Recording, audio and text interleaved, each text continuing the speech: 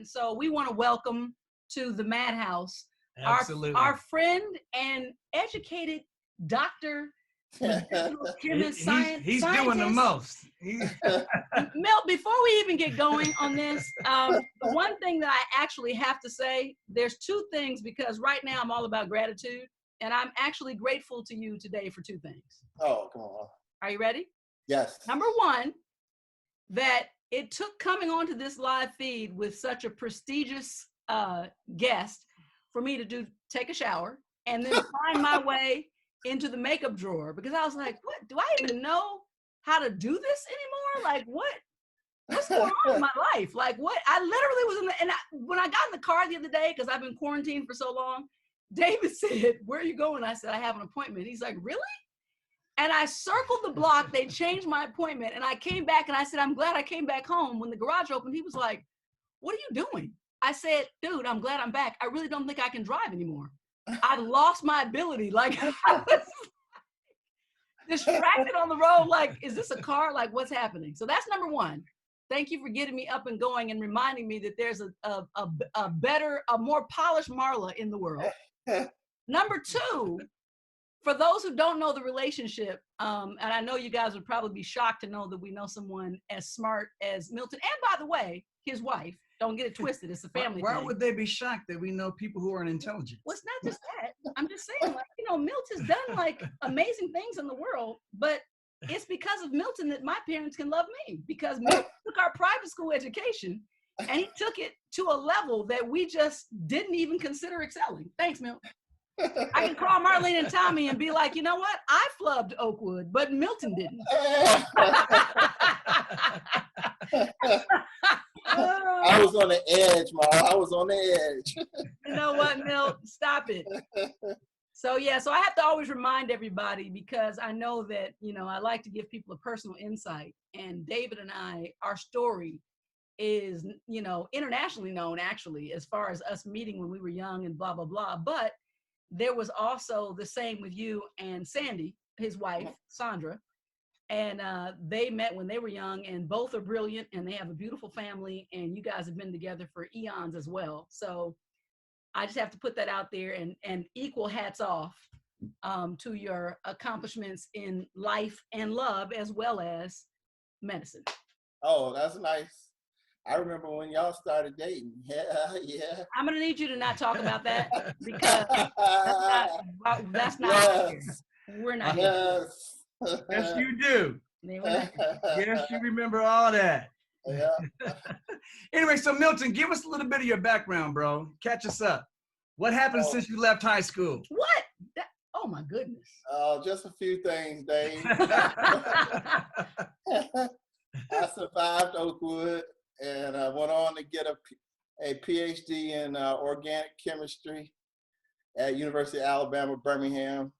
Yeah. First African American with the PhD in organic chemistry from that school. Wow. School has a lot of history. Let's say it like that, history. Exactly. Yeah. And then went on to the University of Virginia to become an MD, a medical doctor, and finished there. Stayed on there as a assistant and associate professor. And then got tenure there, and then went on. I was in Lugano, Switzerland, and gave a talk off the top of my head. And I was talking about how you could implant drug discovery programs into medical schools. And one of the deans from Georgetown was in the audience. He said, I don't know who you are, I've never heard of you before, but Georgetown wants a guy like you to help them out with this drug discovery. So I moved 2006 to Georgetown, and then from there on was at the Cancer Center. I was a full professor in 5 departments, and been developing drugs the whole time. All right, so here's the thing. We got to, because I can keep you here all day, but I know better than that. So for those who are watching and for the conversations we've been having, as you know, we are all, the entire world at this point, is front row center to it's like we fell asleep one day, and honestly I feel like I woke up the next day and I was in the middle of the movie Contagion. I'm like, wait, what just happened? Yeah. So as it relates to COVID-19, we got a lot of questions for you. I know you're going to have the answers, and if you don't, you'll tell us you don't have the answer. That's right. But what? That's right. So Dave to back me up. Dave, let me tell you, y'all sleeping on Dave. Dave what you mean, Milt? They sleeping on you, Dave. You brilliant. Oh no, they don't really slip on me, Milt. Dave, Milton, he took his time. That's unslippable. And he got these little Victrolas. And while you have been changing lives, Dave has been. No. I'm gonna have to get a case with a lock on it because I'm tired of seeing Marla with a Grammy in her hand. I ain't talking about Grammys. I'm talking about brain cells. That's true. That's true. Dave is a smart guy. People are slipping on Oakwood Academy. That's what the real deal is. There were several of us that I guess Are you really gonna put that off on Oakwood? I was in ninth grade. I started working at NASA, and I wasn't the only one from Oakwood Academy. Just really you, Milt, and Sam. And they only were taking 10 people from the whole city from the whole state to work at NASA. And they have multiples from Oakwood Academy. So Oakwood Academy is no Hey, weren't you the first?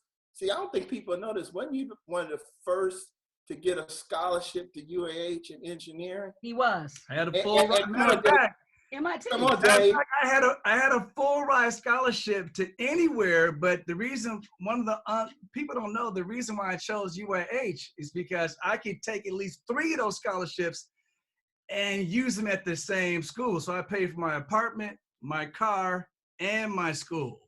See, not only brainiac, but he was working the business aspect too back there. See, turn a nick into a dime. You know how we do.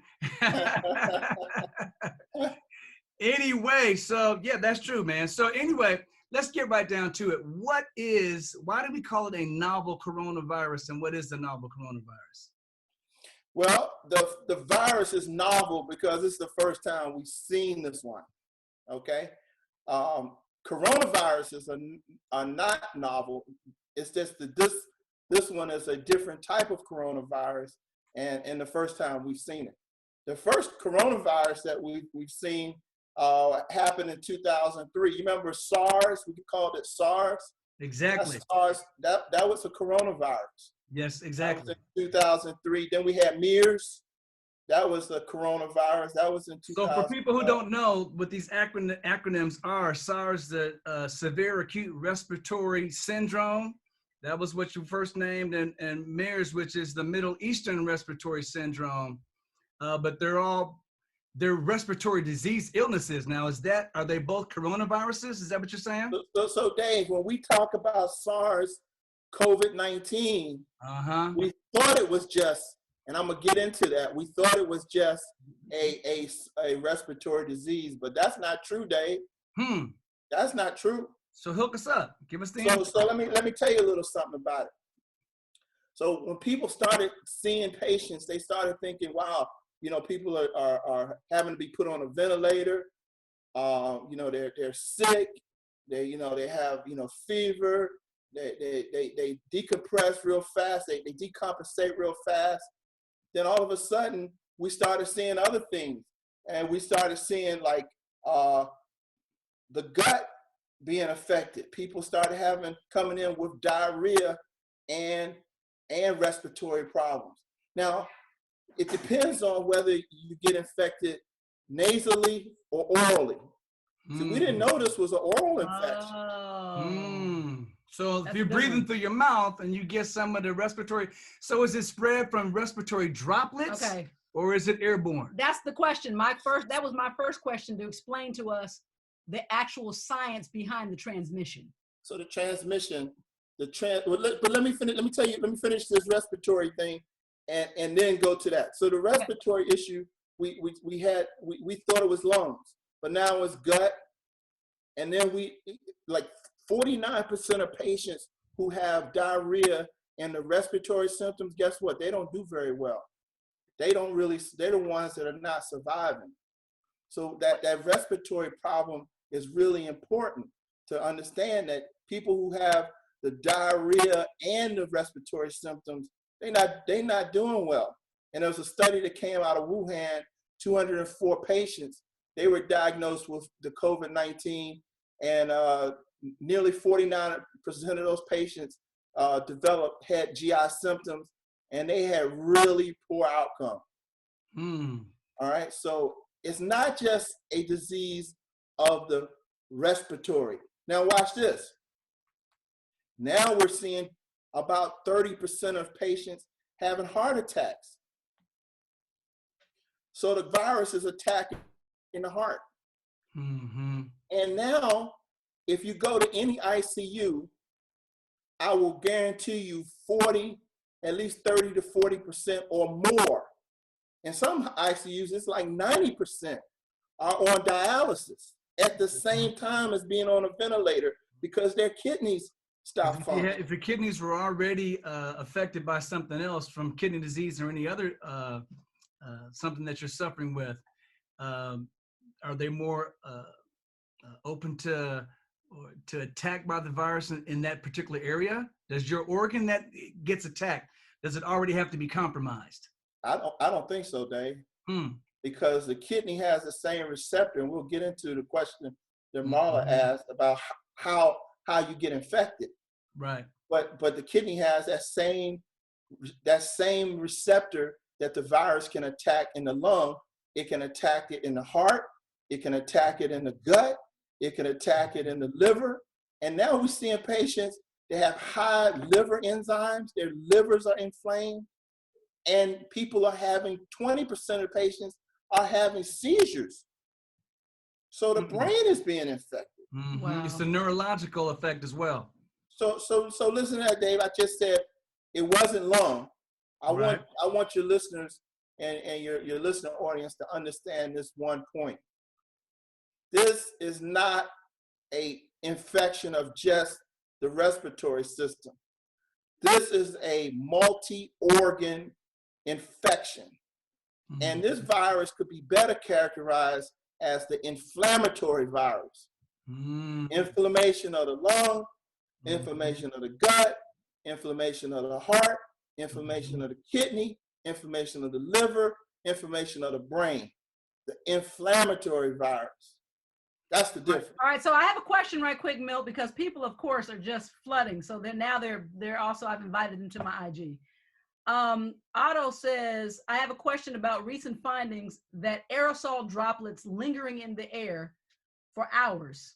Is that, I don't know what they're. I got it. So the question is, can you get it from someone coughing in the air, and then Marla, 20 minutes later. Okay, I walk through and I walk through. Right, you got it. So we suspected that, but we haven't proven that actually can happen. All right, we suspect there's been no confirmed findings. There's no conclusive. Okay. No confirmed infections that you were in a room and you left. Somebody was in a room. They left the room and they left you some little packages in the air for you to breathe in and get the virus. But what we can confirm is that things that when you talk in the little droplets that come out your mouth, you know, people are always letting those little droplets come out their mouth. Well, a lot of times people don't know that it's in a vapor form, so you can't see it anyway. That's right. It's still an actual droplet. It's a droplet. It's a droplet. Yep. And so explain the difference right quick before you move on, Milt, between that droplet spray and being airborne. Yes. So Dave, I'm getting ready to tantalize you with something here. Nice. Don't Milton, by the way, I have to say this. Nice. When we spoke with you on Saturday, I hung up and I lost to tennis, so I'm mad at you for that because I was so preoccupied. I told David, I said, Milton messed my world up. You told us on Saturday, I was thinking. Yeah. That was it. It wasn't my tennis playing. It's just her mental perspective Obviously, being off kilter. When I shook you and shook Dave. As to suddenly she can't play. When I shook you and shook Dave on Monday, I beat that anyway. Go ahead. Well, look, this issue about Can it be vaporized? Can it be airborne, or does it have to airborne, be attached to actual vapor? right, or attached to a droplet? Yeah, Droplet. attached to a droplet. If you could have it just airborne, it's what we would call weaponized. Right.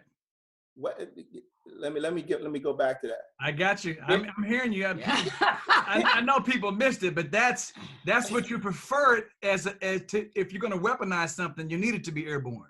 Dave, I only have to see Dave. You there, Dave? You right there? I got you. Right there. Because that's the point. That's the point I'm making, is that we don't know that this one can do it, but I would tell all your listening audience to treat it as if it can do that. Treat this virus as if it can be airborne and not just droplet. Now here you go. When you go out, well, yeah, I'm going to ask about protection next, so keep going. When you go out, put your mask on, but Marla, I want you to do something else. I want you to put a face shield. That'll keep you protected from the droplets, okay? Put a face shield, little plastic face shield. They got some Gucci ones. I know you're not gonna go out with the regular, you're gonna wanna put the Gucci on, okay, with the Gucci, but just a plastic face shield over your mask. That's gonna really give you the added protection, because really the mask, the homemade, the brothers mask, everybody got the bandanas, looking like robbers and stuff. Trying to be a Harley rider. I just said today it's the first time Black people can wear masks. We've been avoiding masks and gloves our whole life. Now we're That's right. But those don't really protect you. The virus, the particle is so small, it just goes right through those types of materials. Now, I was trying to explain that to Marla, but explain that in a little bit more detail. So, for the layman, I know brain boys, I got it. So for the layman, what you're saying is, so can I be infected? So I've got my mask on, yes, and nothing is exposed technically but my eyes. Yes. Tell me why I'm still susceptible to the virus. Because it's like that mask you have. It has particle-sized pores. The mere fact that you can breathe means that stuff can come in. That's right. Because you can breathe, as Dave so eloquently said, you breathe, you pulling in oxygen, you're pulling in that vapor, and you're pulling in that virus. And so the only types of masks that are really, really protective are the N95 masks. But you can't, I have one. It's like, and I'm in fitness. Yeah, and we only had one, so mine is like all dirty because we've been jogging in it. And David would do stuff and then come home and Lysol it down and air dry. And trust me, because I had to reuse the same mask, I'm spraying it with Lysol and alcohol, everything, before I put it back on. The way this thing is positioned, you're gonna need a couple hundred of them masks. So go ahead and get them, because you're gonna have time to use them. All right. So again, just so that everyone knows, and I don't know if you need to speak to this, Mill, because this should be common knowledge now. But when you wear a mask, it's not for your protection. It's to keep those same droplets, respiratory droplets that we're talking about right now, that Dr. Brown is talking about, from coming from you and getting out into the public. It doesn't keep stuff from getting into your mask. It's just the extra layer to keep you from infecting somebody else. So, and that's why I said put the face shield on. They're cheap. The thing about that is that I go to Japan all the time, and I used to see over there women with this whole like face shield / sunglass kind of monoglass kind of thing. But they have those, and you can actually use that as a face shield, I would assume. Milt, yes? Yes, sir. That would be a fantastic one. When I go to Asia, I go to China a lot, and I see they have them built into the visors. Built into the visor, and literally. Some of them jump onto a little scooter, have a little face shield. That's perfect. Any kind of face shield that covers the front part of your face from a physical, something that can physically get onto you, is much better, even on top of your mask. That would be perfect. And so my wife and kids go out now, we have the face mask and we have the face shield. Mask plus shield. Wow. So you guys are like, that's hazmat material. That's like literally stepping into a headed hazmat protection type gear. Well, you can go hazmat too. That's one step above. So there's someone here on my feed that says, so question, do you think, she says, so you think that it can go to your eyes or having a weak immune system? So she's asking, can you get a repeated In other words, if someone viral sneezes infection? and you get a droplet in your eye, will you be infected that way? Yes, sir. And would that be more of the, maybe might approach the neurological infection versus the respiratory infection? Dave, you got it. That's going to be Oh. a ocular. But we have no cases to report that. But any place in your body where a virus can go in, that's where it's going to infect. And your eyes are connected directly to your brain, right? Right. And so because your eyes have the avenue to the brain, the virus would go that way. But right now we know you can get it nasally, and that gives you a respiratory disease.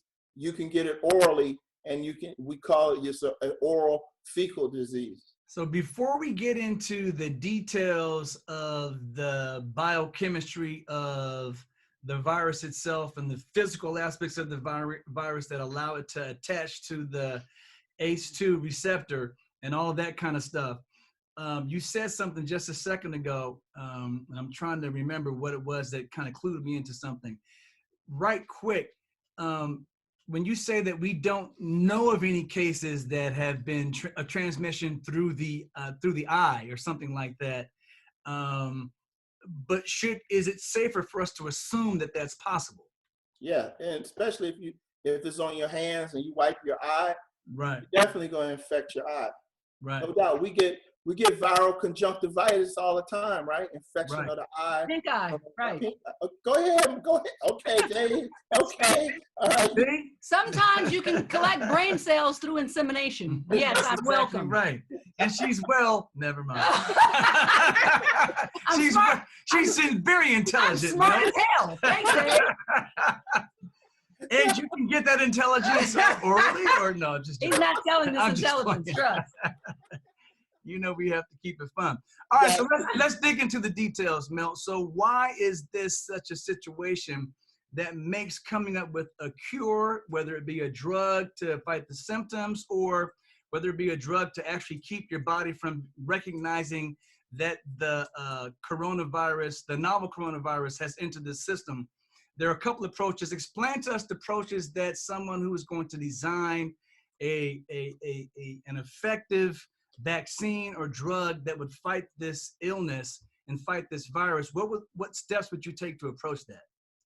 Okay, so and if you would, please start with the physical description of the virus and how it attaches to human cells. All right, let me see if I can share the screen.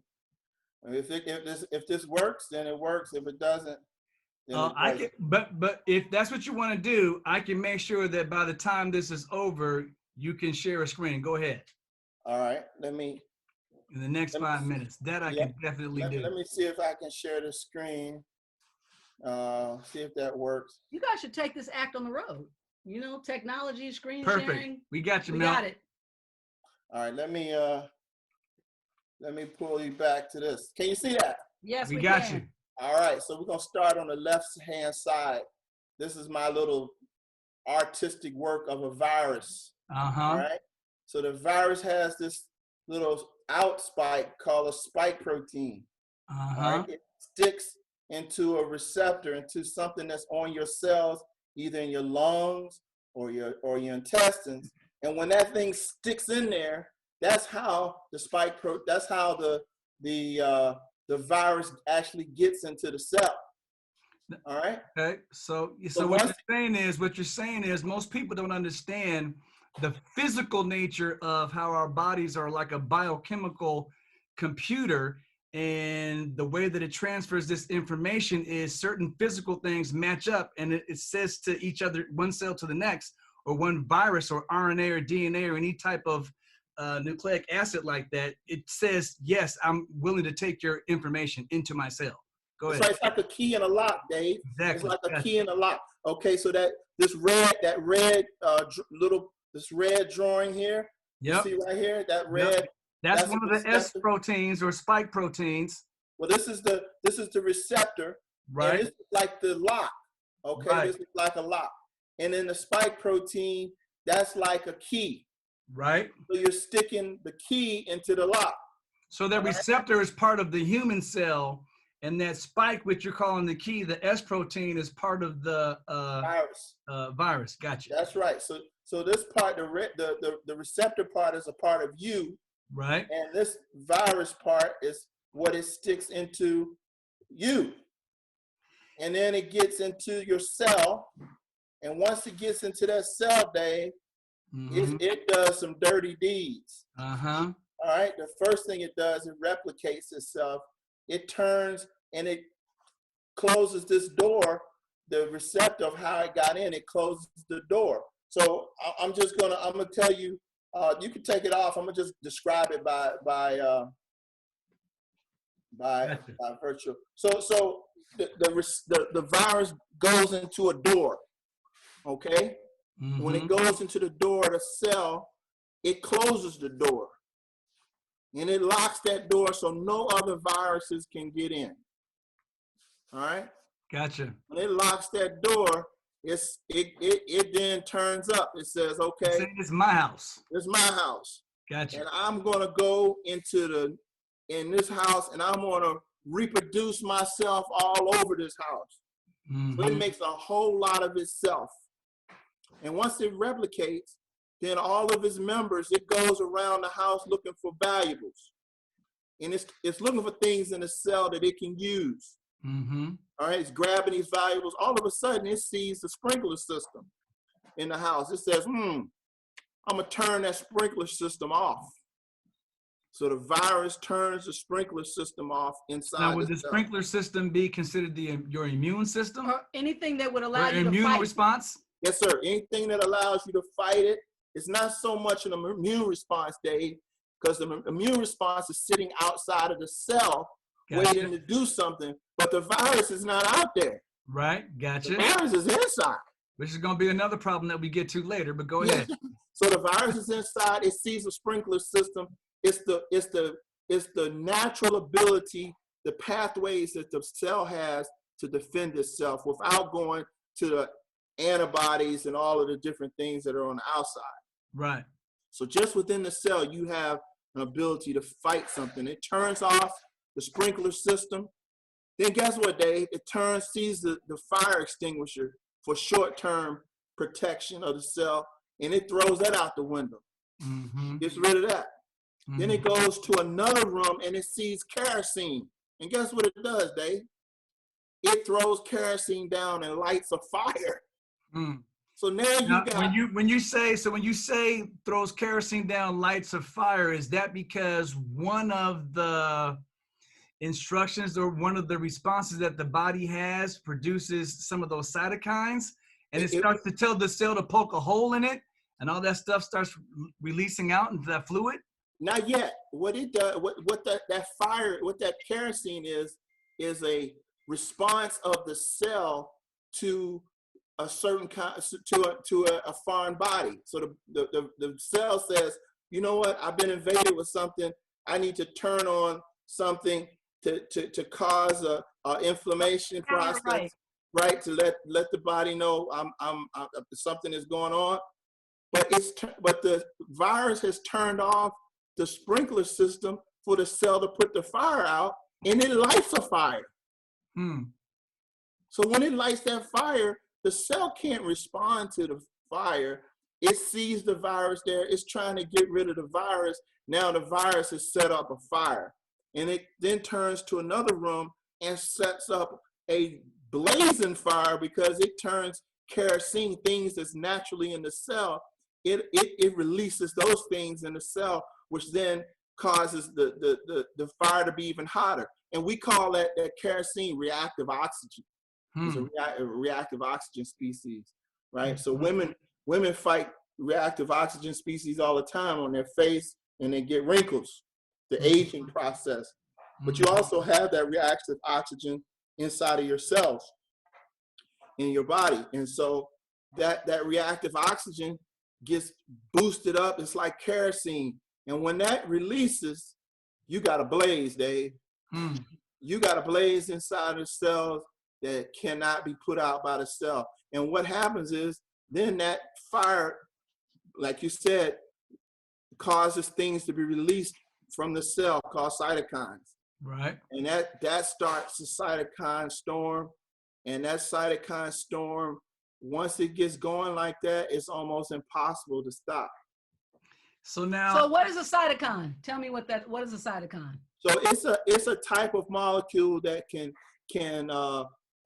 tell the body that we need the body to mount an immune response, to send the soldiers. We got a problem, send the soldiers.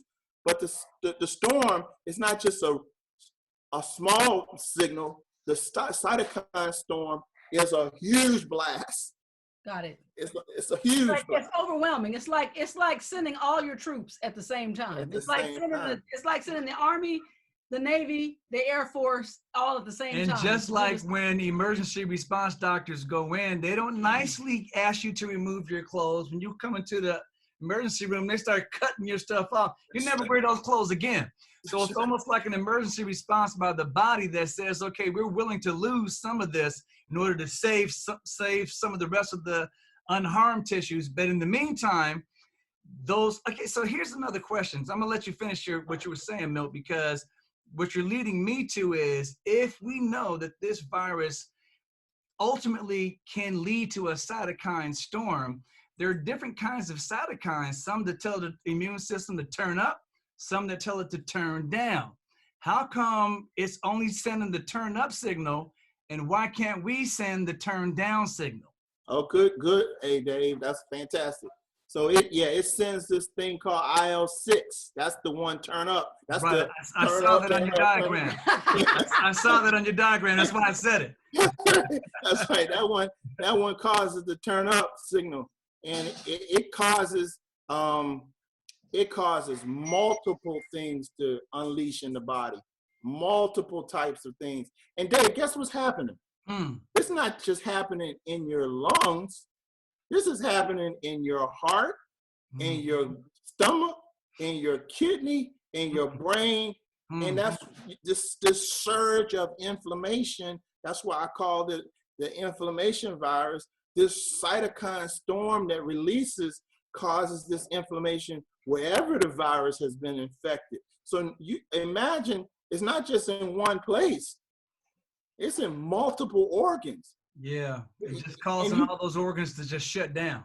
And what let me tell you, Dave, people go on a ventilator and they have a hard time. You know, in some hospitals, that's not a good sign. Yeah, usually once you hit that point, you know, it's a prayer and God's blessing or whatever you believe in that's going to bring you back.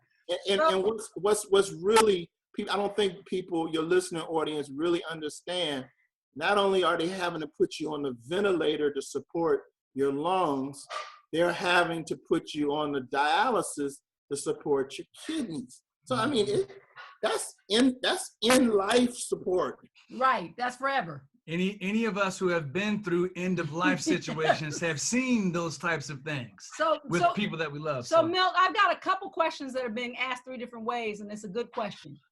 So the question is, if you have an autoimmune issue already, such as lupus, HIV, so if you have any of these pre-existing conditions, is it true that you're more susceptible to COVID-19? Okay, let me be clear, Marla. You know, I'm gonna be clear about this one. I want somebody, if you have autoimmune diseases, you have transplants, you have immune compromised diseases, lupus, diabetes, if you have anything that causes you to have a lowered or compromised immune response, right?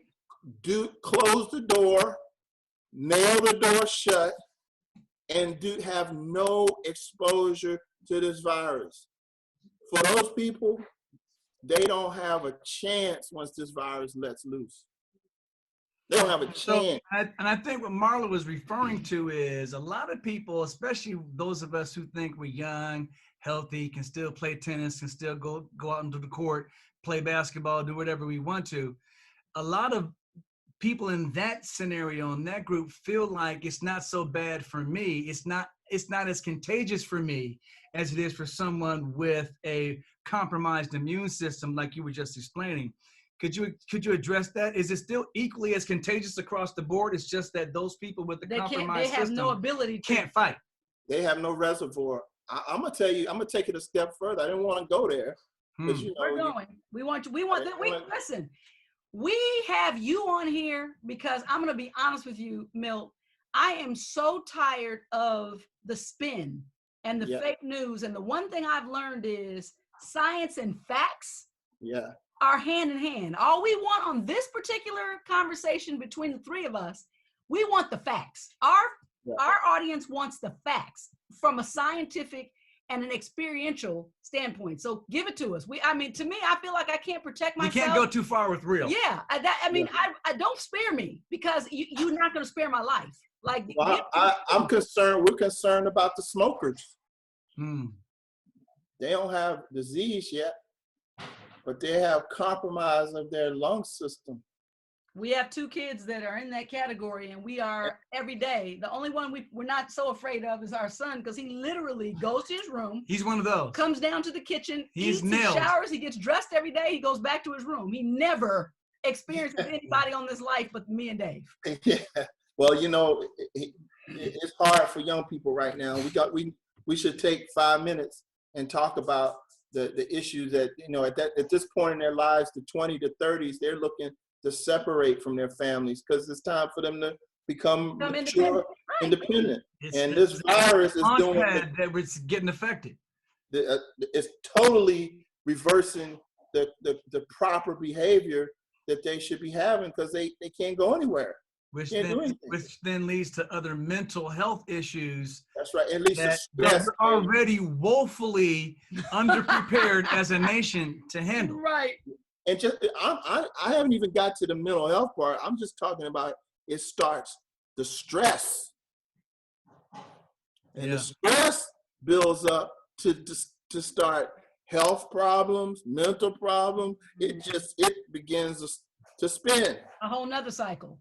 That whole nother cycle. And so when we talk about being susceptible to a disease, their physical, just plain immune compromised patients, please do not bring yourself into contact with this virus. People who have diseases that may make them susceptible, diabetes, those types of diseases, lupus, respiratory, asthma. Dave, asthma. Asthma predisposes you to this virus. Yeah. They're not having the best ability to have the best outcome for your breathing. Now, when you say compromised immunity, we all know that even allergies are a hole in your immune system. Is that if you suffer with severe allergies, is that a problem as well? In regards to the respiratory problem, yes, it is. Yeah. So there's a question on here, Milt, and this is a good one for everybody we're all asking this. So in the beginning, when this first started, here are the contradictions we heard. Yeah. African Americans aren't getting it. Children aren't getting it. You're immune if you're pregnant. You're immune if you're Black. You're immune if you're pregnant. You're immune if you're a child. They were calling it the silver virus because only if you were elderly. Now the question on here is, why are people who are perfectly healthy without any pre-existing or previous illnesses dying from it, both youth and elderly? That they knew of. But go ahead. I can address for African Americans. We have a pathway in our body that's related to hypertension that causes us to be susceptible to this virus. Remember that receptor that I showed you in that picture, that red image? That receptor is linked to the same system that's involved in hypertension. And for African Americans, we have, this is a big word, big word alert. It's polymorphism, and I'm gonna say what it means. It's like going to an ice cream parlor an ice cream shop looking in the case and seeing 10 flavors of ice cream, right? It's all ice cream. It's a polymorphism of ice cream, a lot of different flavors of ice cream. Yeah, So we have an enzyme in our bodies that we have as African Americans, and other people as well. Italians had it too. And so when that thing started raging, the susceptibility, because you had a low renin state, because of this polymorphism, this multiple flavors of ice cream, because you had that in your body, you were susceptible, and until we realized what was happening, that this renin state for are naturally low, and that's what causes people. Watch this. That's what causes African Americans not to be put on certain drugs, and because we don't respond, because we have this polymorphism. So they don't put us, when you go to the doctor with hypertension, they don't put you on ARBs, that's losartan, that's telmisartan. They don't put Black people on them first. They put us on other drugs, because we don't get a big drop in blood pressure when they put us on those drugs, because we have a polymorphism. But it's that remember that red thing, that receptor is linked to that pathway. And that's why we susceptible. They trying to throw it on. We don't go to the doctor. We don't go. Look, people go to the doctor. Black people go to the doctor. Right. We just don't trust them, but we go. We go. And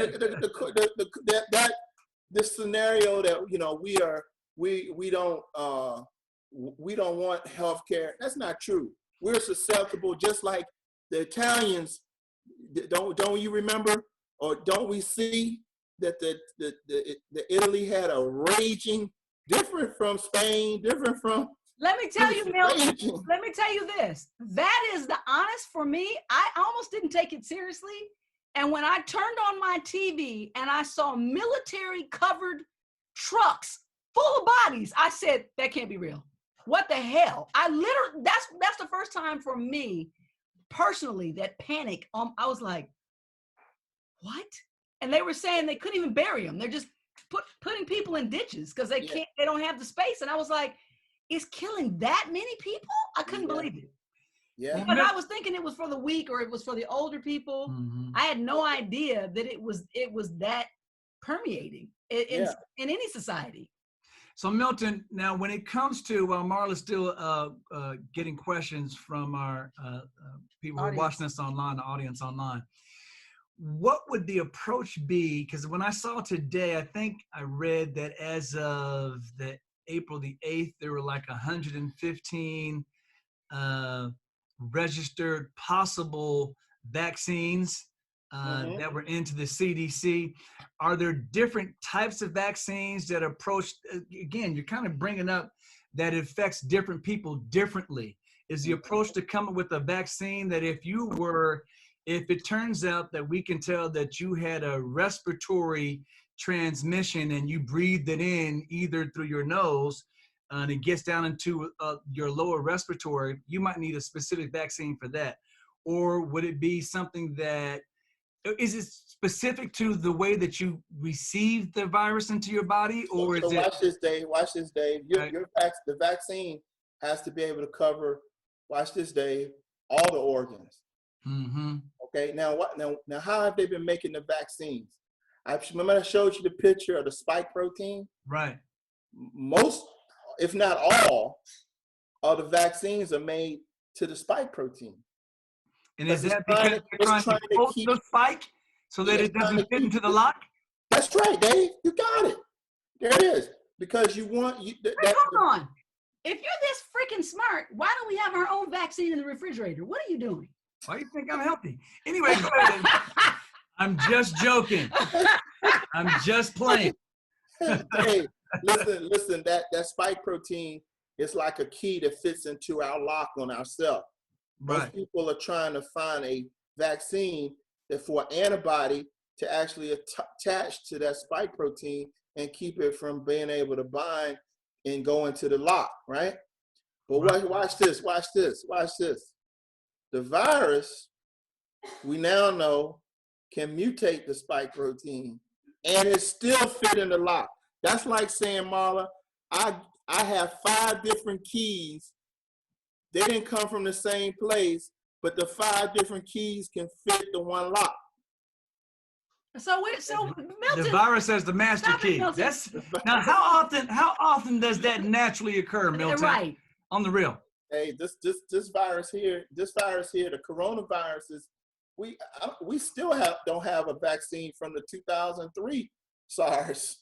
We don't have one from 2009. So then why do we have pretty much, you don't really, after 2004, 2005, you stopped hearing about SARS 1. That's right. Because we were able to get to flatten the curve to a point where it kind of just went out of society over time, right? But the problem here is this was different. And could this be a completely novel coronavirus, or could this be a novel coronavirus that has been morphed from SARS-1? This one, they call it SARS-CoV-2. They call it the second one, right? And it has its own distinct signature, right? It has its own distinct signature. It's believed that this one comes out of a bat, comes out of camels, it comes out of animals, and it infects a person, which is not normal. But Dave, the ability for a person to infect another person is really not normal. Right. Right? Because if an animal infected you with a virus, it shouldn't be a virus that now can jump from another person to another person. But it's unlikely that you can even get a virus from an animal. Then for you to be able to get it into yourself and give it to another human, transmit that virus from a human to a human is even a smaller chance than that. So watch this, Dave. Last week, first reports of humans infecting animals with the COVID-19. Yeah. Look what we've done. It jumped from the animal to the human, human to human, and human back to animal. We got something on our hands, Dave. It's some type of life-calling event that's very strange that we do see. So again, realistically, how close are we to a cure before I get into the different types of testing?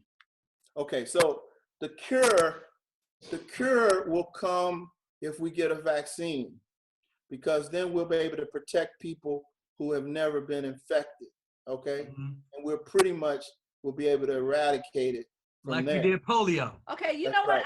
I have to say this. This is actually getting to be a little weird. So this is the first time we do our family show every week. We did not get access to Facebook ever. Now my IG within an hour's time, which is unusual, shut off and it won't let me go back live. Yeah, something's weird. But we're gonna keep going. We're gonna leave that alone. We're gonna knock it out.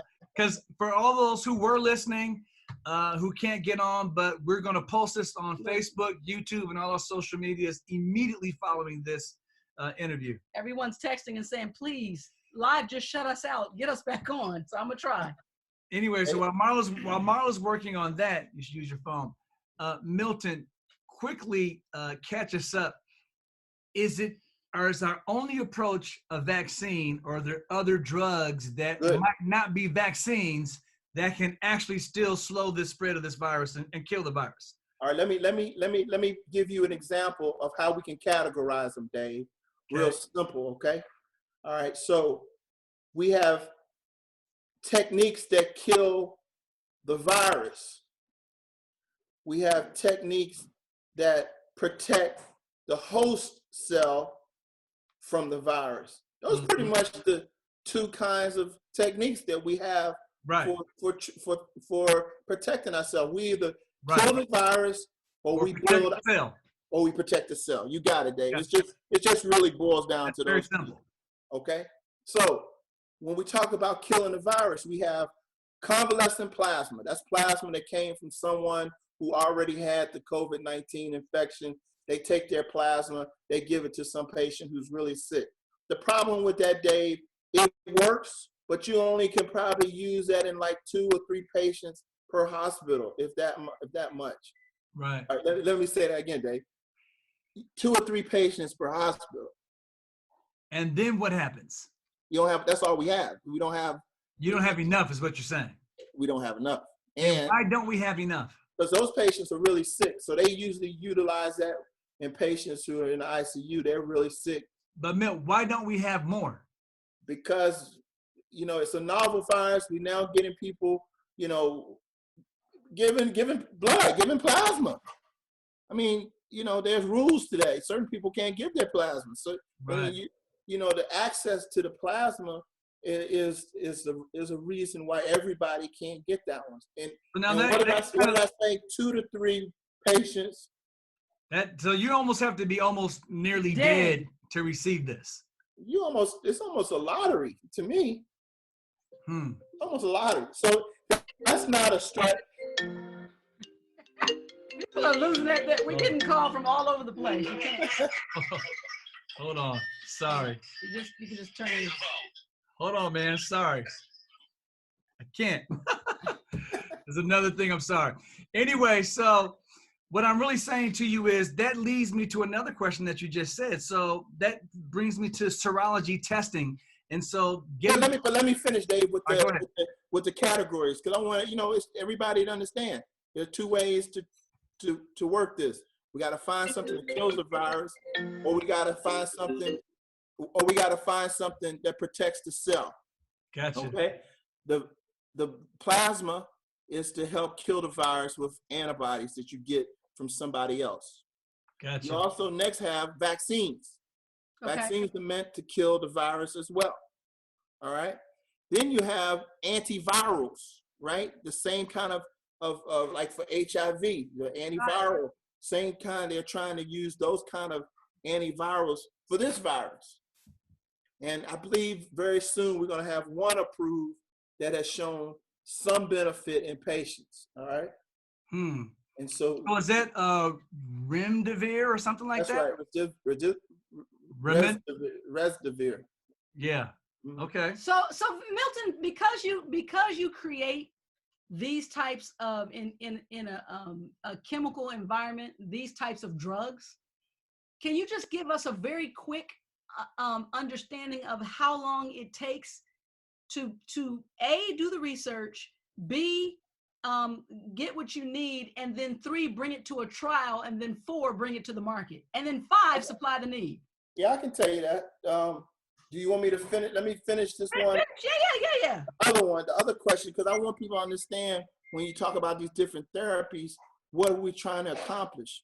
We're either trying to kill the virus or we're trying to protect the cell. So I told you 3 that were killing the virus: antivirals, plasma, vaccines. Got it. Now, the hydrochloroquine, they thought would fall into a kill the virus strategy. Antiviral. It was nothing. Okay, that didn't work. Okay. Then what about protecting the host cell? That's the second part. Okay. So then you have the IL-6 inhibitors, Dave. To you remember the cytokine that's being released. Right. So they have an inhibitor of the cytokine. Turn down, like the vernacular that we were using. Turn it down. Turn it down. Right. Yep. So that's that strategy. But Dave, I have to say that not many strategies are being developed that actually protect the host cell from, and I would say it a different way, that allows the host cell to turn the fire sprinkler system back on. All right, so we're not going to ask you to release any inside information that you're working on, because I know you're working on it. But that seems like that would be the best way, especially since you mentioned that the virus has so many different keys that it can actually use to get into the cell. You got to get some protection in the cell itself. That's right. So people give, like in the ICU, people are giving vitamin C, high dose vitamin C. But the problem with it is that the sprinkler systems are turned off. So you got vitamin C that can help you, but it can't boost an immune system inside the cell that's not turned on. You're not getting a response. Yeah. Right. The system's off. So what difference does it have giving the system gasoline? Doesn't make no sense. It's really hard. And it's hard because the vitamin C can't pick what the disease cell is. It goes to all cells. Right. So it's hard to concentrate it at the site. Little shout out that people don't know about Oakwood University, where Dr. Brown went. We had a teacher that taught us chemistry, Dr. Cooper. Long time ago, I remember him showing me a paper that he had that a high doses of vitamin C could actually kill the HIV virus. Except that they couldn't get it in a way that wouldn't also kill all the normal healthy cells in the body. But it was effectively able to destroy the virus. I cannot let you Donald Trump us right now. Do not put that out there. Vitamin C is I'm not just saying, killing it is HIV. Do not, no. No, it doesn't kill HIV because the dosage that you would need would also kill you. Okay. That's what I'm saying. That's right. So that's not. Anyway, so the ability to target antioxidants to the disease cell, Dave, could be a big deal. Could be a big deal. All right. We'll leave it at that. And wait, so Milton, my mother. Remember me when you come into your kingdom. My mother is asking. She's on my Instagram, and she says, "What about vitamin D?" First of all, I'll tell you, mother, thank you for the great breakfast she fixed me and my boys when we were out there at the tournament. She is just I tell her, don't ever go to my mother's house again without my permission. Now, give me the question again. The question is, she just said, "What about vitamin D?" My mom is smart as a whip, but her Instagram stuff. So what she's really saying is, what about vitamin D? I don't know what. Vitamin D can be helpful. Vitamin D can be helpful. That kind of goes in. That's kind of a little Trumpy though, because you get the vitamin D made from the sunlight, and the sunlight. We know that's not going to kill the virus. But you can ingest 1,000 units of vitamin D, and that would help with the antioxidant effect. But once again, that's the vitamin C, vitamin D, vitamin A. All the things that give you the antioxidants. Still, we have the problem of the cell system not actually being turned on. So what difference does it make? That's right. Once you get it, it's too late. That's right. But for African Americans, I would say a lot of us are vitamin D deficient. Marla and I, our whole family, we take at least 10,000 IUs a day. So good. And Dave, the reason why that's important for you and me is that low vitamin D is associated with a high incidence of prostate cancer. So make sure you continue to check your vitamin D level. And they have a new vitamin D kind of pill that you take once a week. It gives you a huge boost in your vitamin D, but you have to get it prescribed, okay? Now, okay. Milton is a professional. I told you I should be checking your prostate. I got you, buddy. Oh, wait. She needs no encouragement. You said check your vitamin D. I thought you told me to check your prostate. She needs no encouragement. So I guess, Milton, I'm going to try to pin you down one last time. How far time-wise away do you think we are from actually having an effective prevention with a vaccine, or at least an effective cure to this disease? Okay, so Dave, people in this environment are jumping the normal steps that we use to develop medicines, okay? And they're doing That's things. That's a little scary, I would assume. Yes, because some people are making millions of dosages, and they haven't even done a safety trial, right? They're producing them in order just in case, right? But the point is, you first got to go through safety, and it has to be safe. And usually, we're not talking big trials, 40 to 50, maybe 100 patients for a vaccine like this. Then you need, once it's safe, then you have to do the efficacy. Does it protect you from infection? And they have to infect people or try to block the infection. Oh my God. So this is scary as all get out. Right, and so then once you go through phase 2, then you can go to phase 3, which is more than 1,000 patients, and you should still see a statistical difference between patients that didn't get it and those who got it, and you can really see a difference in a large pool of patients. And so you got to go through those steps in order to get it into the marketplace. And frankly, I don't care about whether it works. What? I don't care about whether it works. What do you care about? Because if it doesn't work, there's no market. But if it's not safe, you hurt people.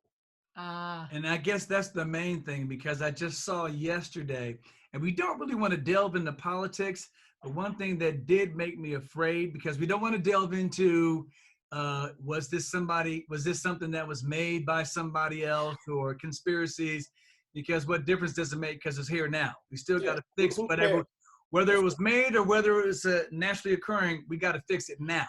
Yeah. So I guess my main thing though is, did I hear, and you can correct me if I'm wrong, that they were also starting to lift some of the protections that we as consumers have? If drug makers do exactly what you just said, waive all the safety protocols, and you start hurting people, now my recourse to sue you is now removed by the government. That can be massively problematic. Well, you know, the point you bring, Dave, is one that's important. We want a vaccine. We want it to work. I'm not sure we're going to get a vaccine, because I told you some things about this virus, the way it can mutate the keys. Mm-hmm. But I didn't tell you now, Dave, we got 31 of them. 30 COVID-19s have been identified now. It was only two up until Friday, and then the paper came out and from Wuhan that they've identified 30 COVID-19 viruses. Are those variations on the same virus? Is that what you're saying? Variation on the same virus. And would they still be considered COVID-2? Yep, COVID-2, wow. A, B, C, D, E, F, G. Wow. Okay, Milton, I have my own personal questions, and I know they're questions because I'm a simple person that other people want to hear as well. I got 5 quick questions. I'll ask them one at a time. Number 1, is it asinine or ridiculous to think that we could do crowd immunity? Like just forget it, and whoever gets it. Watch this, Marla. Watch this, Marla. Watch this. When we were growing up, at least in Dave and our world, if you got the chicken pox, you know, they're gonna call Darren in. Darren's mom gonna come in. Make sure everybody get it right quick. Because once you get it, you can't get it again. They're gonna get herd immunity through giving it to everybody, right? Like South Park. Yeah, but that's the hood way of herd immunity, right? But you weren't dealing with a virus that has a 6% death rate. I did the numbers today, Milt. It's pushing 7 worldwide. Yeah, Dave. It's like 5% US, but it's pushing 7 worldwide. Dave, they told us we thought it was 2%, right? Because flu, listen, if flu infects 1 billion people, if it had a 6 to 7% mortality, morbidity, 6% of 2 billion people. That's a lot of people. Would be dead. That's a lot of people. And that's what especially if we don't know how to effectively keep the virus at bay. Even if we tried to slow it down with some drugs, it's better than have no approach to get rid of it altogether. So things are a little spooky right now. I don't know if these facts are making us feel safer, Milt, or making us feel more that's afraid. where I'm moving on to. But I want to be clear about this point, because I know your listening audience wants to know this. We got to protect ourselves. We don't want to be exposed to the second round that's coming. Just because you might have gotten that sore throat and you may have gotten a positive COVID-19 and you did fine, you only had a sore throat, a little fever, 8 or 9 days, and you got out, you were fine.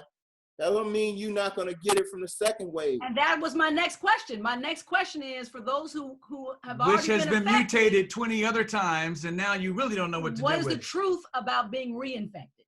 Well, we know at least there's a 3% of people can be reinfected, but that number is probably going to go higher as we get different mutants as we get different. We don't know. Here's another thing, Marla. A lot of people who are getting the infection don't have the resident antibodies to protect them against a second one. Right? They testing you now to see if you have antibodies to the COVID. Right. That's kind of where I was going with the serology testing. Right. And so, and people don't realize that even that serology testing is not the respiratory test where they swab into your respiratory passages like your sinuses get deep up in there. It's a whole different thing. And speak to this, Milt, the serology test, to the best of my knowledge, just says whether or not you've ever had it and that you have antibodies.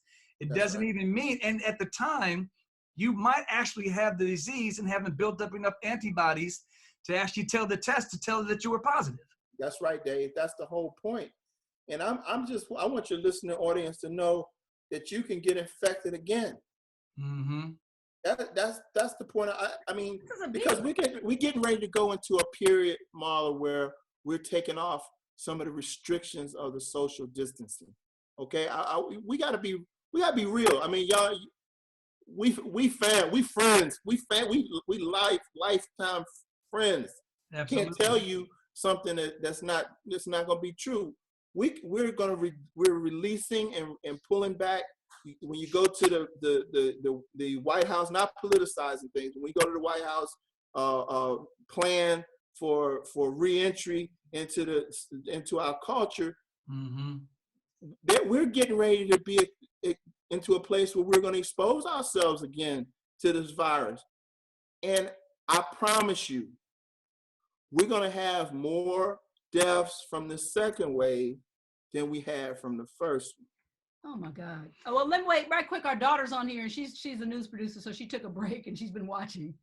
So, and I think you answered this, but you can do it right quick. She says, Milton, what are your thoughts on remdesivir? Remdesivir, that's what we're talking about. Antiviral. Look, don't go out and buy the stock, because I know y'all gonna go over and buy Gilead stock and stuff. I know you guys. Which might not be a bad idea. It might not work. You still might make some money, Mill. Don't get mad. As much as they're pumping it, you got at least about 3 days of making some money before you can dump it. Yeah, it jumped 3% or something today. But yeah, exactly. It's probably gonna get approved. It's in every ICU right now. It doesn't mean that it's made a big. I haven't seen the statistics on what percent of people get better. I would imagine if it was a blockbuster, they would have already told us. So it's probably had a positive effect. That it's maybe 5%, 10%. I don't know yet till we see the numbers. But it's not a cure-all, and it's not going to be. It's just help. It's probably going to be just helpful, a part of the process. So I think they're going to put people on that one.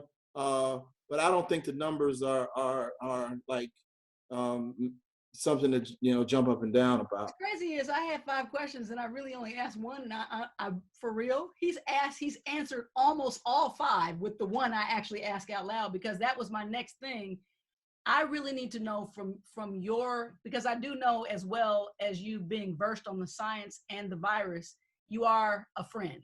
And so my thing is, what does this look like going forward? And what you're really saying is, will things ever be what they used to be? Are we ever going to just be like, you know what, I'm going to the restaurant down the street? We're going to have a new norm, is what she's saying. Yeah, pretty much. Marla, look your audience in the eye and tell them this is a new day. Because the way we've interacted with people, for African Americans, for us, for Black folk, we like to hug. Dave, if we see each other, the first thing we do. What up? We got about 6 different movements to put us at risk, just to say hello. That's right. And then we're going to go somewhere and eat some chicken, and we're going to get it on our fingers, and we're going to infect ourselves, right? So we got now we got it in the gut, we got it in the respiratory, we probably going to get it in the eye once we start running. Because we're going to get sleepy. I'm done with you guys. But look, somebody is and we're just playing. Right. Somebody is also asking about the heat, which is another thing. They said, Milt, first, what's up? Second, will hot weather have adverse effects similar to the flu? Okay, I'm gonna be clear on this one. We're gonna have this virus well into the winter. So all this heat. So I heard 131 degrees with the virus being exposed for 32 minutes is the only thing that would kill it. Now, who lives there? Death Valley? Yeah. We're gonna have this virus well into the winter. In fact, we're gonna have it when we get the flu coming back again. So we're gonna have them together, and we're not gonna know which one you have unless you get tested, right? I mean, this is the problem. So Marla, here it is. What are people going to do about daycare and schools opening and colleges, dorms, and living in dorms? First of all, what are we going to do with that? Because we can't have a group of young people and especially children being reservoirs for this disease. Oh, by the way, that was Brian. He's B-Mac. He just said it's your brother. My God. Okay. Hey. But anyway, yeah. Yes, that's the point. And I'm telling you, Milt, I feel like we went to bed and I woke up, and when we woke up, I was in the middle of the movie Contagion. I was in the movie. And so my thing is, now what? Like so going forward, now what? So how fix this? Milton, how fast can we fix it? Let me give some clarity to what we got to do. First, we got to protect ourselves with masks, with a shield. Social distancing. Social distancing is all we have right now, Dave. We don't have a therapy. We don't have a vaccine, right? So until we get those two mind-bending weapons, right? Until we get a therapy or a vaccine, we got to do the best that we can do. And the best thing that we can do right now is social distance and protect ourselves with a mask and a face shield when we go out.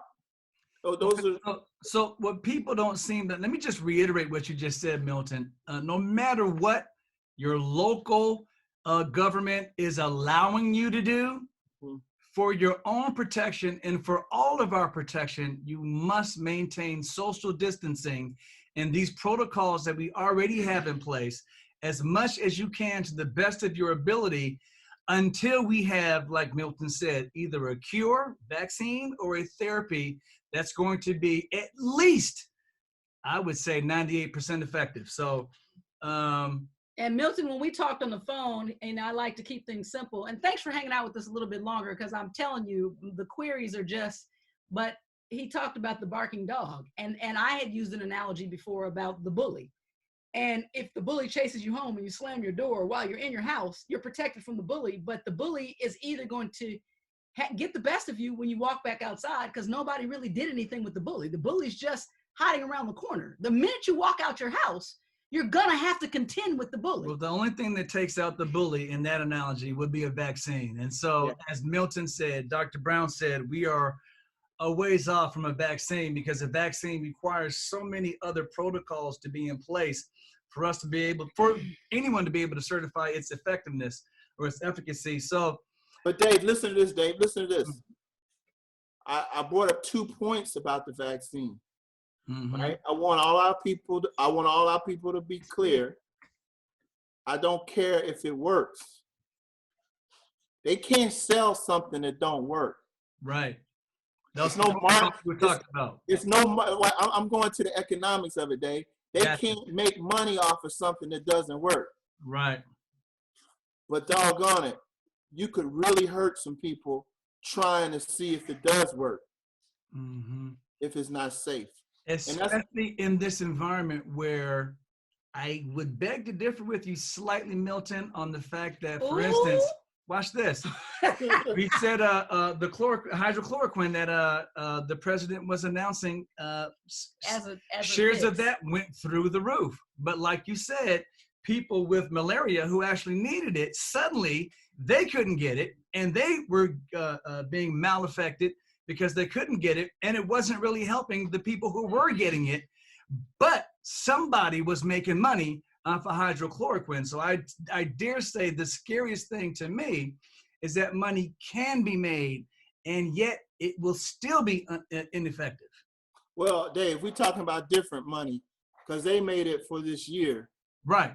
But You're I'm talking about you're talking about long-term Right. money. real money.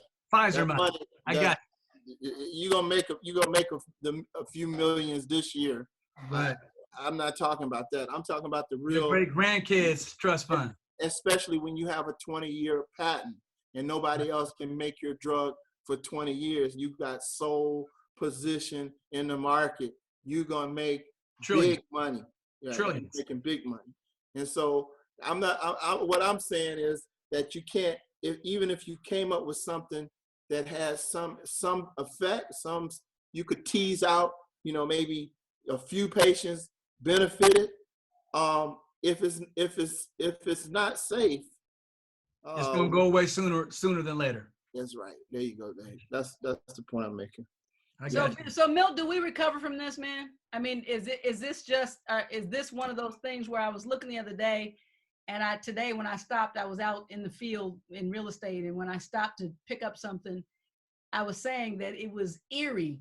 A couple weeks ago, I was on the freeway, and there were literally 3 cars on the 405, myself and 2 others, and it was crystal clear. And I was like, man, I felt like I have, in all my years of living, I've never. I was like, I felt in danger. Like, is there a bomb? Like, what will we? Not even when we get back to a new norm, could this be the factor that changes our existence so drastically going forward? Like, you look at all the sci-fi movies. Is this Watch this, Marla. Watch this. Yes, it's gonna change the way we live from here on out. Well, Milt, and the reason why I say that is because we're gonna have to have different ways. Like, for example, we could pack 80,000 people in a football stadium, right? Sitting 1 foot, 2 feet from each other. Yes, our arms are touching. With this virus raging, how are you going to do that? Until we get a vaccine or a treatment that says, okay, if we get the sickness, Dave, we get 8 to 10 days of fever, and when we come back, if we get a therapy that just gives us that, that's a win too, right? Mm-hmm. We can give you a medicine, you get 8 to 10 days of fever, and then you pop back, you're good. It doesn't progress to this heart, lung. That's a therapy approach that you were talking about. At least we actually take the burden off the healthcare system. That's right. And I get that. And so the issue is, we love to gather together in large groups and enjoy sports and enjoy various things. Churches, they're gonna be impacted. They can't pack all these people into the pews and people sit next to you coughing and exposing others to the vaccine. Our whole life system, until we find a vaccine or a cure, will be different, Marla. It's gonna be different. And it's gonna have a lot of ramifications on our young people. They're gonna be impacted because many of them had dreams of doing things, graduating, prom, class trips. I mean, all of these things that travel will look different. We had a trip scheduled, and that was done. And Dave being in Take 6, that was one of the first major announcements. They were like, no more concerts at a minimum until summer 2021. I'm like, bro, you need to go get a job because. Hey, look, Dave got all kind of talents. That brother's. Y'all need to go out and buy all the Take 6 product you can get right now. Streaming. I tell people, when it comes to the new norm, it's like a book that we all read a long time ago. Who moved my cheese? If the cheese is gonna move, you got to move with it. So we're gonna make the adjustments. That's what we do. That's Not right. only as U.S. citizens, but as human beings in general, throughout history, that's what we do. We make adjustments. I would just say this before we close, everybody out there, whatever you're dealing with, please do not forget to pay attention to your mental health needs, Yes. Like Dr. Brown said, like Milton said, the stress that's going to be building up from staying in the house. We've actually dealt with some of that as well, and we still do. It's a new norm. Yeah. Knew that Marla could make me so angry, but it happens. But what ends up happening, I'm just joking. Who knew that he would still be in my bed month after month? I'm like, I haven't seen you consecutively for 3 months. It's been 32 years of marriage. Who the hell are you? But all jokes aside, please pay attention to your mental health needs, and please, regardless of what we see, when we turn on our televisions, when we actually look at our social media pages and the social media sites, and we look at however people are acting, remember that it's your responsibility. You're the one in control of your empathy. And we all need to be empathetic of someone else who has a need other than ourselves, especially at times like this. That is the nature of us wearing masks. It's not for us to make sure that we don't get the virus. It's courtesy that we don't infect someone else. Okay, so let me just clear up a couple of things before we can even go, because every time something happens to me, Dave is like, you're putting us at risk. If I get diarrhea or anything happens, he's like, see? Smell that? You killed COVID. us. Yeah. Not COVID. Smell that? You killed us. You smell that? You killed us.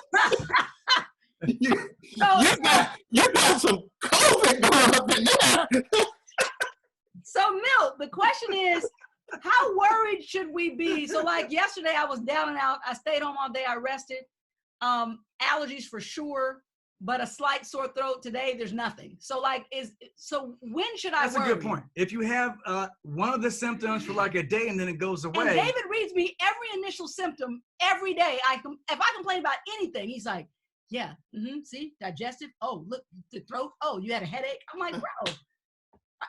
Hey, look, you know that oral infection is it's a permanent loss of taste and smell. So you're not getting that back. It's 30% of the patients are having a permanent loss of taste and smell. You know, Dave, I want to say this to your audience. You know, we're gonna get through this. I got to start with that. Yeah, we're gonna get through it. The problem is how much are we going to sacrifice and change in order to get through?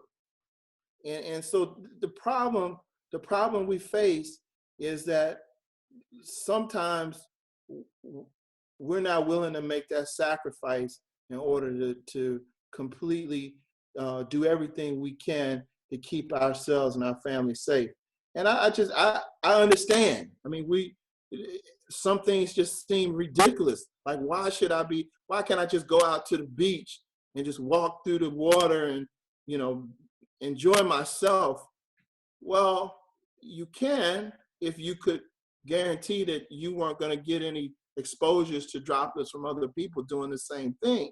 But when everybody goes to the beach, it's a problem. It's a problem. With what we're seeing right now, which is what I'm actually watching, and I even said to Dave, even when they release the restrictions near us, I'm not releasing my own restrictions. I would wait, and I was just going to wait even before we were able to talk to you, just from my own clinical experience and vision. I'm like, there's no way, because the decisions are being made based on economics, not based on safety and health. Health and safety come first with everything. And by the way, thank you so much for ruining the relationship with our youngest daughter who is on here. And she said, so according to Dr. Brown, so based on what Milton is saying, it's not safe for me to hang out with you two ever again. It was nice knowing you. That's true, sweetie. Deuces.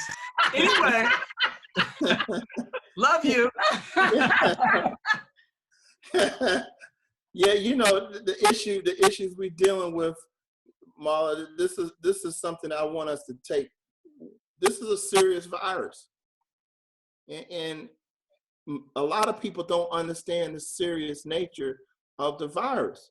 We're gonna have to make changes, right? We have to make these changes in order to get through. But we'll get through. We'll get through. Right quick, last thing I'm gonna say, Milton, last question. Should we all run out and get tested if we're not actually representing, no symptoms have presented? I would get tested. I haven't gotten tested yet, but I would say, it doesn't hurt to get tested just to have a baseline. Should we wait for the antibody test or serology type test? Yeah, that's the versus one. the other test, so that Right. we don't burden and remove the test from people who might actually be sick and they need to actually diagnose. That's Is it right. the best to wait for the serology testing or the Yeah, antibody and testing? so the serology testing has a lot of false negatives right now. So Mhm. yeah, but yes, you want to see if you have the antibody to it. Now, if you're negative, you still can be infected. Mhm. Our daughter got tested. She Yeah, was so going to the newsroom and she actually got tested and her test came back negative. yeah, so they got people who, watch this, Marla. They got people who have been positive. They became negative, and then they got infected again and got positive again. Many people. Okay, so it's not just because you went from a negative to a positive to a negative, you can go back to a positive. Mhm. And we're not going to we're not getting into the politics of whether or not we are agreeing with what you hear most of the time on whatever news network that you watch. The main thing is, and I think what we're trying to present, Milton, correct me if I'm wrong, to reiterate one last time, stay safe for yourself, stay protected. Milton also gave us the great idea, not only with stuff to cover your nose and mouth, cover your eyes as well. An actual face shield. Yeah, they're cheap, they're inexpensive, and you can wash them every day. And so I would tell you, everybody in my house, we have a face shield for everyone. You can pick them up on the internet, and you can get a good price for them. I just ordered some new gloves. I'm gonna have to get some shields next. Until now, till he said what he said. Now we'll be able to find. Look, Dave, Marla, what I like about what you have is a platform that you can get information out to people in our community who will listen to you guys because of who you are. And the message that you want them to know is that this virus is not just a virus of the lungs, it's a multi-organ virus. It attacks a lot of things, and you can be very vulnerable to this virus. The best thing that we have going for us right now is the social distance until we get a vaccine or we get a therapy, or if the virus for some reason goes away. And so those are the three. Does that even happen? Does that ever happen? Well, it can go away over time, like we have with SARS and MERS. It takes time, but those are the three criteria. Got it. Base your decisions on those three criteria. And if we do that, we'll come out safe.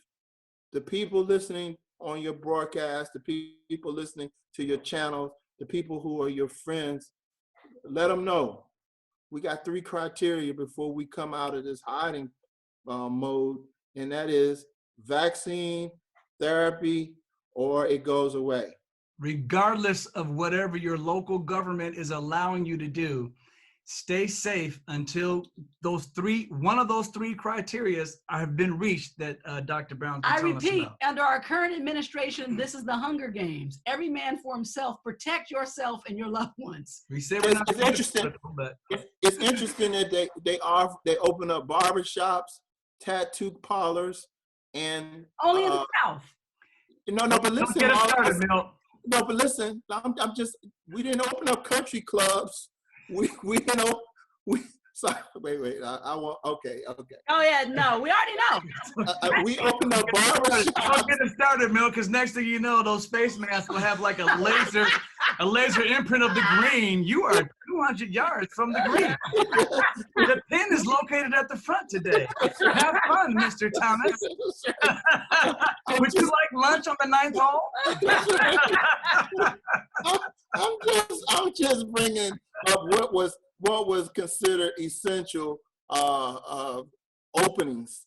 Well, here's where I come down on that, Milton. I do agree, and I can slide easily into the conspiracy conversation. But what I like to do is I like to say I also look at it from the other perspective, from a political, from an economical perspective. We can say, oh man, it's easy for us to say, oh man, just shut down all sports. But sports as an industry actually employs hundreds of millions of people. So just because you shut down the basketball game because you say, you know, it's not that important for young African-American athletes to have this as their job. No, a whole subset of America actually works based on that industry, not just young African-American athletes. So it is a balance that has to be reached. It's one that a lot of times, because we haven't solved a lot of our social issues, will a lot of times seem like it exacerbates some of our social issues. But at the same time, the most important thing before we get back to trying to fix a lot of these social issues and before we start focusing on the conspiracies is stopping the virus. Yes. Yeah. And that's the high level conversation that we had today. We had a lot of good jokes. You know, it's just fun to. Is that what we do? Yeah, we had a lot of good jokes, and that's how you want to take in this kind of information. It's alarming, but I don't want people to not take this serious. You hear so much disinformation, you hear so much craziness, so much stuff that doesn't really mean anything, makes sense. People manipulating the markets with pseudo therapies and pseudo treatments, trying to make money. The biggest point, Dave, that you brought out was that we don't want anyone within our listening audience, between my sphere of people who listen to me and your platform, the people that listen to you, we want none of them to, when they re-enter into the new norm, to get infected. Okay, we want none of our people who are listening to get infected. If they've been safe now, there's no reason to go back out and get infected in the re-entry process. Let's be cautious. Is that a COVID? Is that a COVID? Oh, no. Oh, I'm like, oh no, this. Man. I'm ostracized inside my house. Go ahead. No, I want you to finish that, because Which is another good thing about scuba diving, is closed circuit breathing. So there's no outside air coming in, Milt. You know, be mad about the sharks. Ain't no outside air coming in. I just heard from my friend, by the way, there were initially, one of my close friends lives in Kauai. There were 3 cases and now there are none. So in Kauai, there's 0 incidents right now of COVID. And she said that they've shut it down. So if you fly over to Kauai right now, you're quarantined for 14 days before they'll let you interact anywhere. With the public, yeah. That's right. right. Where it should be. My friend actually was going to, he was trying to go to a funeral, but couldn't get to the funeral because when they were going to have the funeral, just for the close family alone, he would have to fly in and be quarantined for 2.5 weeks before he can go to his family. And so it's a disruption. So right quick though, I have to ask this. So you have a family, and you and your kids and Sandy are all in one area. So I was thinking, are we together? Like for example, me and Dave and DJ are together at all times. Yeah. So if there's such thing as almost like a shared, like we have a essentially we've been operating from this perspective. If I get it, Marla and D have it. If one of them have it, I have it too. So we're just trying to keep our environment safe. That's right. We have same way we're operating. And Dave, you bring up a good point. And watch this. It may be that several pods of families who have cleared for 14 days or 30 days, they haven't experienced any contacts with anything, and symptoms. They're clear. That maybe pods can come together and socialize, because we are under the same restrictions. We're not allowing people in. We're not going out meeting with people. But it may come to a point where we'll be able to start having some interaction rules with several families who are operating under the same criteria. Will be able to come together. So I mean, we'll be able to begin to adapt to these issues. But the initial, I mean, we're only a couple months into this. Yeah. So we got to really. We're approaching 60,000 deaths. It's the beginning of a very long process. And Milt, you have so much praise that's coming through my Instagram. I cannot let you go without knowing that people are. God bless you, Dr. Brown. Thank you for your time. I've learned so much, and I finally feel confident with sharing what I've learned. So this is just going on and on our feed. So I'm telling you, man, from our heart, I was looking forward to this. We are beyond grateful. You know, we're West Coast, you're East Coast, so we know it's late, man. We know you got family time. Oh no, man. We know you love to go fishing, so we know we're about to get some fried fish or something. Somebody said, send me some once you tested for COVID. They said that her family is planning a trip in July. Should it be canceled? They're planning a trip in July in the States. Yes. Is this an airplane trip or a drive? They said that we are coming from around the country to stay in a big cabin for the weekend. So they're communing from all over the place to stay collectively. I know I wouldn't be there, but I would say in that case, you know, go ahead, Milton, go ahead. I mean, unless they set some rules, maybe a month out or 3 weeks out, that everybody who's coming there is going to follow certain rules to social distancing before they come, right? To be cleared. You're just coming, it's a Russian roulette, right? It is. And so because of that, everyone, again, please use your own personal discipline for yourself, for your family. Again, stay safe, stay protected. Now, no matter what you see on TV, no matter what your local government officials tell you, maintain your own safety. It's the only thing that you can guarantee. And I think that's the most important thing. And I want to remind you guys that Milton Brown, Dr. Milton Brown, is a researcher, and so he's not here for your pleasure. So he's working to help us all. So therefore, don't go over there and start they're going to be on Instagram. They're going to be looking for you every day. They're going to be asking you questions. Milton, so can I have this particular underwear if COVID gets on? Oh, COVID get on your clothes. Let our healthcare professionals and our researchers do their work. Let's leave them in peace. Let's give them some peace by letting them know that we're going to do our part to stay safe. But you are on Twitter. I am on Twitter.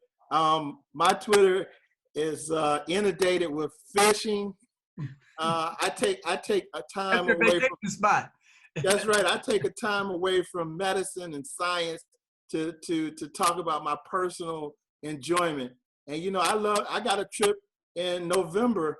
I take a trip every 2 years out of San Diego. I go down about 1,000 miles out and I stay out there in the ocean 10 days, and I stay there away from everybody, and I fish, and I get my peace back and away from the technologies. I mean, we only have a satellite phone.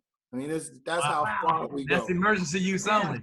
It's emergency use only. So we do that, and I don't know if that's gonna, you know, if we're gonna even have the trip, but nonetheless, my safety comes first, and my Twitter is one you'll get a kick and fun out of watching all the fishing that goes on if you're a fishing person. So, all right, well, Dr. Brown, Milton, thank you, man. We love you. We love your family, and thanks for sharing with us. And you know, thank you for taking school seriously. I just, if I had only known that I could get Milton to just come up with some stuff, I'd have been asking you to make me all kind of drugs when we were in high school. But I know you had these powers. I didn't even know. Well, yeah, I'm glad to be doing what I'm doing. You know, healing stuff. You know. Milton, hopefully the next time we talk to you, it'll be under a different circumstance and to be sharing some good news. Yeah, Dave, you won't have time to talk to us because you'll be on CNN somewhere. And I guess no. That rules our exit plan, because my other choice was going to be that we go ahead and pack up, because I've been to his house and I think there's room for us. Oh, I'm sure. I guess not anymore. I don't think they'll be letting us in. We'll build our own ADU on your property. Hey, look, you know, we love you guys. Keep the focus on the positive things you guys are doing on your channel, and you know, people are listening, and they're taking in the information, and you're giving it to them in a way that's not intrusive, that's fun. And so keep doing what you're doing. I love you guys. Keep doing it. Thank you, man. Love you too. Have a good one. Thank you. Bye.